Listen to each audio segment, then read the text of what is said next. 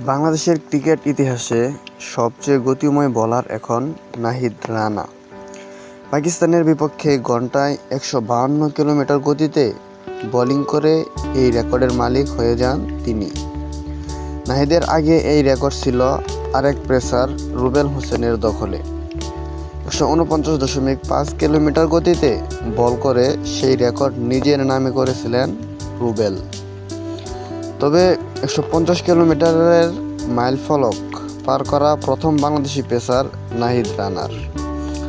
সোমবার ২ সেপ্টেম্বর রাওয়ালপিন্ডিতে তৃতীয় টেস্টের চতুর্থ দিনে এই রেকর্ড গড়েন তিনি। আগুনে বোলিংয়ে এতদিন ৪ উইকেট শিকার করেছেন নাহিদ। শান মাসুদ, বাবর আজম, সৌদ শাকিল ও আবরার আহমেদের উইকেট ঝুলিতে পড়েছেন এই এক্সপ্রেস বোলার নাহিদ রানার।